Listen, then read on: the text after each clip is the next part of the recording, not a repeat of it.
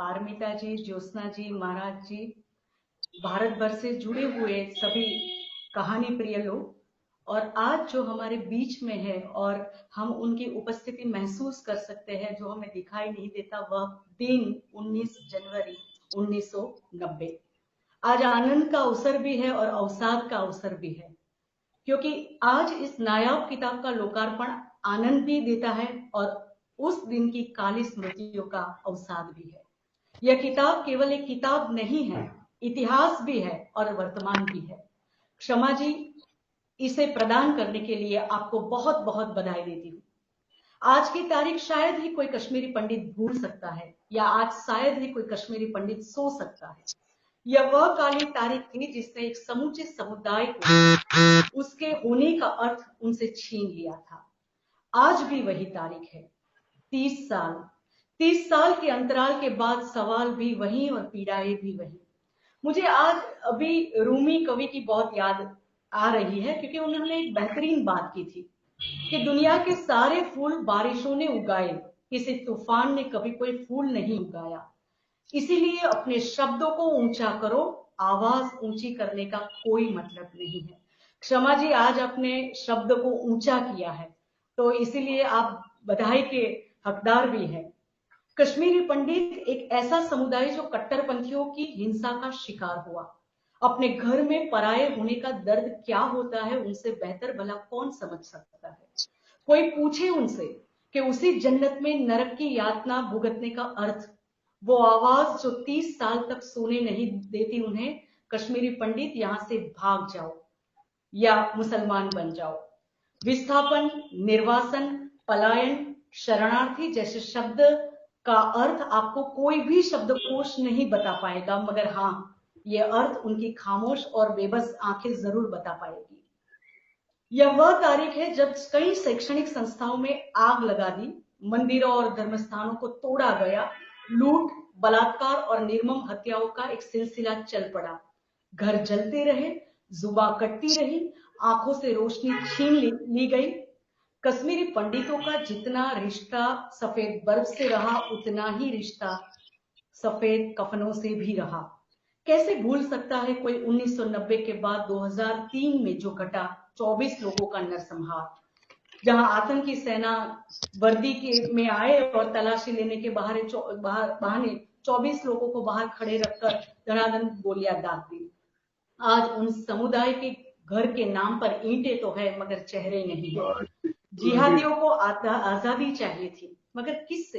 अपने इंसानियत होने से। क्या कसूर था इन समुदाय का? सिर्फ इतना ही ना कि वो हिंदू थे, या इतना ही ना कि वो पंडित थे। किस बात की सजा दी गई उन्हें? अपनों ने भी, क्योंकि उनसे कोई राजनीति, सामाजिक या आर्थिक फायदा नहीं मिला, तो धकेल दिया गया बदहाली की जिल्लत की जिंदगी जीने के लिए। मगर एक निर्भीक कलाकार कभी उसमें अपना मुनाफा नहीं ढूंढता। क्षमा जी उस दर्द की विरासत को इस कहानियों में पिरोकर लेकर आई है। सबसे बड़ी बात जो है, आप किताब खोलेंगे तो पहला पन्ना जो आपको अर्पण का मिलेगा, उन हजारों उत्पीड़ित कश्मीरी निर्वासितों के नाम, जिनके जिनोसाइड की कहानियां आज भी है अनकही, अनसुनी। मैं इतना जरूर कह सकती हूं कि कोई भी पाठक ये कहानी जब पढ़ेगा, तब उसे कश्मीरी पंडित होने का मतलब जरूर समझ में आएगा। यह सच है कि भारत विभाजन पर जितना लिखा गया है, उतना इस जघन्य अपराध पर नहीं लिखा गया। 1947 हो या 1990 का दर्द में कोई फर्क नहीं। जब जड़ों से उखाड़ा जाता है, मिट्टी से पराया किया जाता है, तो उनका वजूद भी मिट जाता है। यह बात कोई नहीं समझ सकता। यह किताब आप देखेंगे तो ये कोरी रंगीन कल्पना नहीं है, यह एक भोगा हुआ यथार्थ है। और जब ये कोई कहानीकार अपना भोगा हुआ यथार्थ लिखता है, तब उनके सामने दो चुनौतियां बड़ी होती है। एक तो वो भोगता भी है, और दूसरा उसको साक्षी भाव से लेखक बन के उनको लिखना है। तो जरा सोचे कि कितनी बार उन्हें वही रास्ते पे जाना पड़ेगा जिस रास्ते को वो याद करना नहीं चाहता। वो एक वीरांगना ही जा सकती है, और पाठकों के लिए चलने के लिए, क्षमा जी, मैं आपका ऋण स्वीकार करती हूँ।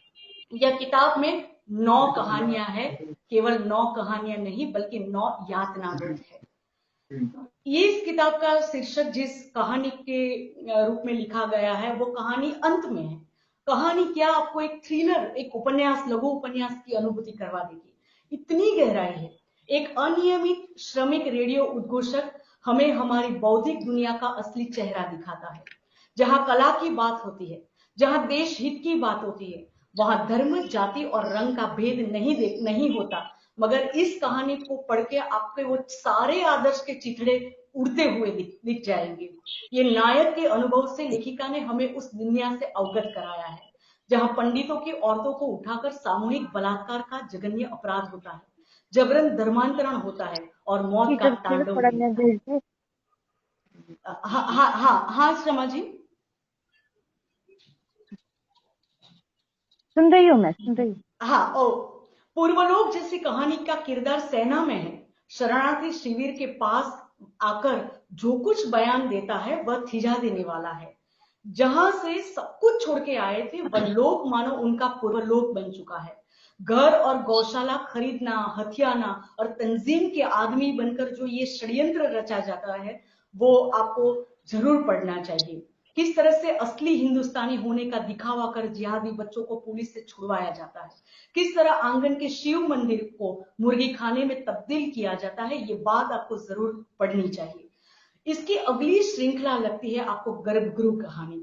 मानव पूर्वलोक की एक अगली श्रृंखला ही क्यों ना हो, जिसका आरंभ जो सवाल से होता है, जिसका जवाब ढूंढता एक पूरा समुदाय मानव अपने स्मृति गर्भ में गुरु को तलाशता रहता है। वह सवाल है, घर कहाँ था और पूरी कहानी में कहाँ जाएंगे। यह पीड़ादायी उलझन लिए पूरा समुदाय जीता है जो हमें विचलित कर देता है। सालों बाद एक पति पत्नी अपने घर की मुंडे, स्कूल, वितस्ता नदी और पुल देखने के लिए जाते हैं, मगर क्या पाते हैं? वही दर्द। इतनी ठंड आज 23 सालों बाद लग रही है। यह जानी पहचानी किंतु बिछुड़ी ठंड।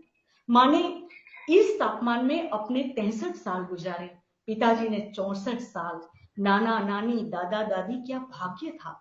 आरंभिक क्षण से अंतिम क्षण तक इस मिट्टी आकाश में हम न इधर के न उधर के, हमारे लिए आश्चर्य लोग, गहन पीड़ा, सामूहिक वचन और पराजय।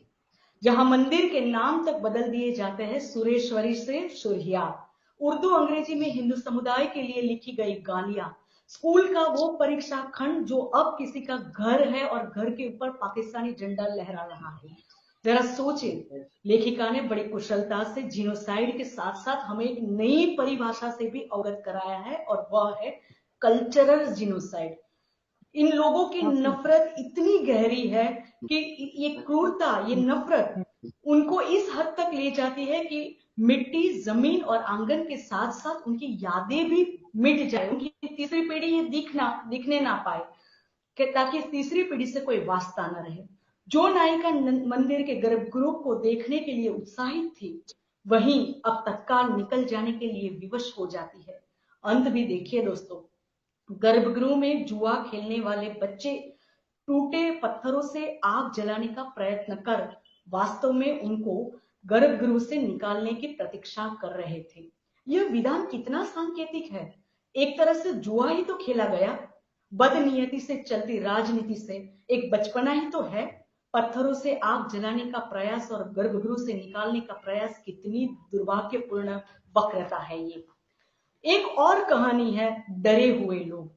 कहानी पढ़िए जो पूरी संवाद रीति में है। ट्रेन के सफर में बैठे कुमार और नाथन और सामने की सीट पर बैठे मंजूर और फारूक अब्दुल्ला, एक ही मिट्टी के दो रूप। एक समुदाय सौहार्द से रहना चाहता है, अहिंसा में मानता है, अपना नाम कहने से भी डरता है कि कहीं उनकी हिंदू होने की पहचान उजागर ना हो जाए। उनकी बेबस आंखों में घर वापसी का ख्याल है।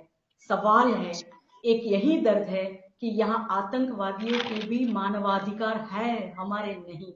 और कहानी का अंत भी कितना मार्मिक। जिस सीट पर बैठ खाना खाया, उसी सीट पर बैठ अखबार का कागज फेर दिया, काटे हुए कागज को दिखाकर कहता है, see brother, this is Indian flag. क्या व्यंग है। जिस थाली में खाया, जिसका खाया, उस दाने उगाने वाली जमीन पर ही कान पोंछती। मानवाधिकार जैसी कहानी हमें यह सोचने पर मजबूर कर देती है कि एक कश्मीरी के लिए हिंदू उनकी फिरन, अखरोट, केसर, बादाम जैसी चीजों का खरीदार हो सकता है, मगर जब वे कट्टरपंथी बन जाते हैं तब वही ग्राहक उनके लिए काफिर बन जाते हैं। पीटर जैसा विदेशी बंदा, देखो यहाँ एक लेखिका ने एक तटस्थता कहाँ दिखाई है कि पीटर जो विदेश से आता है और भारत की प्रशंसा करता है, तो यूं ही नहीं करता, उसे पाकिस्तान भी भेजा गया है और हिंदुस्तान का मुल्क भी दिखाया गया है और फिर वो फैसला लेता है। तो वो पीटर जब कहता है अपना भारतीय परिवेश पहनकर, तो जब मुस्लिम एक सज्जन दिखते हैं उसे दिल्ली डोमेस्टिक एयरपोर्ट पे, तो वो सलाम वालेकुम करता है। मुसलमान ये कहकर सलाम वालेकुम कहने से भी इनकार कर देता है क्योंकि तुम्हारा कुर्ता पायजामा हिंदू की पहचान है। अब जरा देखे पहनावे से भी जो किस तरह से नफरत छलक रही है, हमें उसका रूप दिखाई देने को मिलेगा। न्यूज़लेटर जैसी कहानी में राजभाषा का क्या हश्र हो रहा है। हिंदी में एक छोटी सी लघु पत्रिका निकालने का ख्वाब लिए जो विपुल है, वो कितनी उत्साह दिखाता है, मेहनत करता है, पर वही अधिकारियों की आवाज उसे मछली घर की अनुभूति करवाता है। अब वबा कहानी ही देख लीजिए, औजाई हसन पीर जो लोग मिलने आते हैं, उससे वह पल रही पीढ़ी के लिए चिंता बढ़ा देने वाला विषय है। बेटा जिहादी बनता जा रहा है, बंदूकें उठाने लगे हैं, हिंदू औरत को अपनी बिंदी अपने हाथों से मिटानी पड़ती है और कान के छेद को भी छुपाना पड़ता है। जो लोग कश्मीरी नहीं है उनको ये थोड़ा सांस्कृतिक संदर्भ में बता दूं कि कान के छेद बिंदना वहां की संस्कृति या हिंदू औरत की एक पहचान है। सबसे बड़ी महामारी क्या है?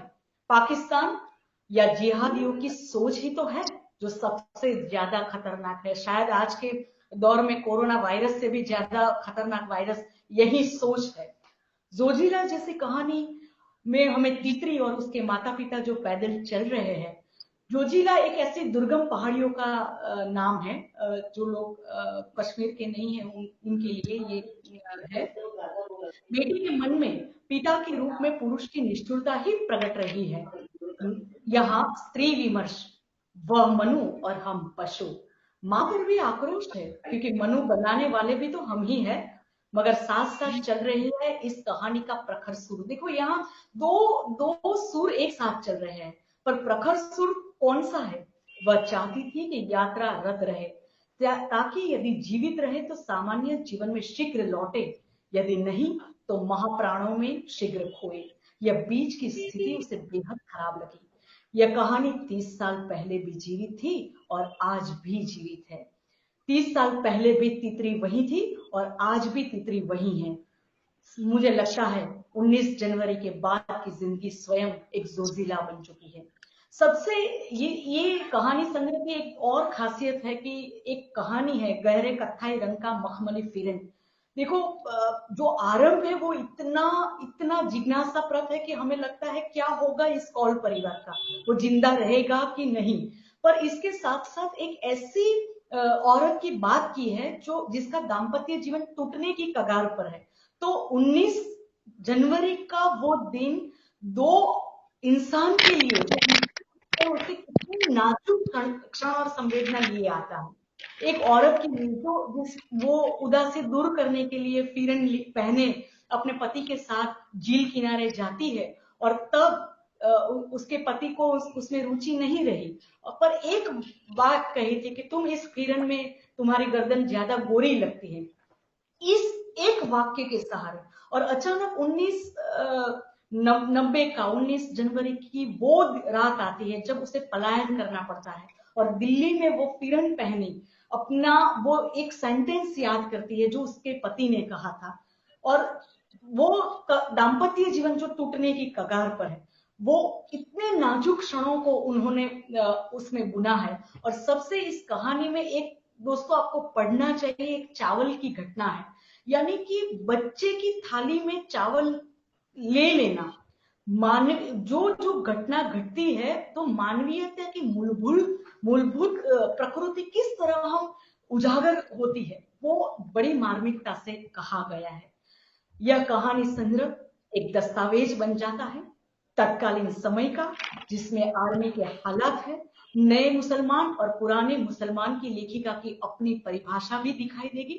किस तरह काला धन, विदेशी फंड, नकली नोटों का समुद्र बहता है, पत्थरबाजी के षड्यंत्र किस तरह रचे जाते हैं, जिहाद और राजनीति का तालमेल कैसे बिठाया जाता है, हिंदू उद्घोषक कैसे जोखिम उठा के उसके अधीन काम करता है, और कैसे मुसलमान होने के कारण कुछ लाभ उद्घोषकों को मिल जाता है। लेखिका की कहानियों की एक विशेष तत्व यह भी है कि कहानी में निरूपित टाइम एलिमेंट। दोस्तों, बहुत कम कहानियों में हमें देखा जाता है कि समय का जो तत्व है वो समय लंबा अंतराल नहीं दिखाया गया है। कुछ कुछ पलों में पूरी कहानी का बुना ताना बुना यहाँ गुथा गया है। पूरी कहानी घट जाती है एक सफर में या एक मुलाकात में। छोटे छोटे वाक्य, इतने गहरे अर्थ, कुछ चीजें खुद यहाँ किरदार बनकर आती है। जैसे देखो, एक सेंटेंस, मतलब बहुत सारे ऐसे उदाहरण आपको मिल जाएंगे, पर पाठकों के लिए मैं एक चीज बता दूं। जैसे पूल हिचकियां ले रहा था, ठंड है, फिरन है, रजाई है, ऐसे वो सजीव किरदार बनकर आते हैं। दोस्तों, कुछ सच ऐसे होते हैं जिसे हम स्वीकारना नहीं चाहते कि काश ये सच ना हो, लेकिन गुजरात के किसी कोने में बैठ या असम के किसी कोने में बैठ हम वो दर्द शायद ही इतनी शिद्दत से महसूस कर सकते हैं या समझ सकते हैं, क्योंकि हम सिर्फ इतना ही समझ सकते हैं जो टेलीविजन हमें दिखा रहा है या टीवी हमें समझा रहा है। असगद वसाहत का एक नाटक मुझे याद आ रहा है, जिसने लाहौर नहीं देखा वो जन्मिया ही नहीं। अपना घर तो अपना ही होता है, अपनी मिट्टी तो अपनी ही होती है, इसके बिना हमारा वजूद कहाँ रह पाता है। और यह भी क्या एक विडंबना। देखिए, मेरे वक्तव्य के आखिर में मैं एक बहुत मार्मिक पॉइंट रखना चाहती हूँ कि एक कहानीकार के रूप में या एक पाठक के रूप में कहानियों के शीर्षक को बताकर मैं शायद ये कह सकती हूँ कि मुझे ये कहानी बहुत अच्छी लगी, मगर एक भारतीय होकर या एक हिंदुस्तानी होकर मैं ये कहना नहीं चाहूंगी कि मुझे डरे हुए लोग बहुत अच्छे लगे, या मुझे आपका पूर्व लोग बहुत अच्छा लगा, या मुझे 19 जनवरी 1990 के बाद वो बहुत अच्छा लगा। क्योंकि मेरी क्षमा जी से जब बात हो रही थी टेलीफोनिक, तब उन्होंने पहला सेंटेंस ही यही कहा था, पन्ना जी मुझे समझ में नहीं आ रहा कि मैं खुश हूं या मैं उदास हूं इस लोकार्पण के अवसर पर। मैं समझ सकती हूँ, मैं जानती हूँ कि ये कहानी उस मर्म तक ले जाए, शायद घर वापसी हो, कश्मीरियों के अपने घर मिले, और जो सजा लम्हों ने की, उसकी जो खता लम्हों ने की, उसकी सजा सदिया ना पाए। मैं यही बार बार गुजारिश करना चाहती हूँ। तुम्हें सुनाई देती है बनावटी चीखे, खामोशियों का शोर अभी बाकी है। मैं इस साहस के लिए, एक निर्भीक साहस के लिए, इस हिम्मत के लिए और एक दस्तावेज देने के लिए मैं क्षमा जी आपको तहे दिल से बहुत बहुत बधाई देती हूँ। और आपकी ये कहानी संग्रह जरूर पाठकों के दिलों को छुएगी, ये विश्वास और ये यकीन के साथ मैं अपनी बात समाप्त कर रही हूँ। शुक्रिया। बहुत बहुत धन्यवाद आपका पन्ना त्रिवेदी जी, डॉक्टर पन्ना त्रिवेदी। डॉक्टर पन्ना त्रिवेदी गुजरात से है, गुजराती में ज्यादा लिखती हैं और हिंदी में भी लिखती हैं, और हिंदी में इन्होंने गुजराती से हिंदी और हिंदी से गुजराती बहुत ट्रांसलेशंस किए हैं, और इनकी पकड़ तो आप देख ही चुके हैं कि किस प्रकार से इन्होंने पूरा इसका विश्लेषण करके रखा है कहानी संग्रह का, और बिल्कुल बहुत ही समीचीन ढंग से एक एक बात इन्होंने हमारे सामने रखी है। तो मैं उसकी बहुत ही प्रशंसा करूंगा, क्योंकि उन्होंने बहुत अच्छे ढंग से हमारे सामने उस साहित्य को लाया है, प्रस्तुत किया है, जो कि क्षमा जी ने अपनी 9 कहानियों में 9 कहानी के संग्रह में लिखा है। कि कहानी को आपने बहुत खूबसूरती के साथ हमारे सामने पेश किया है।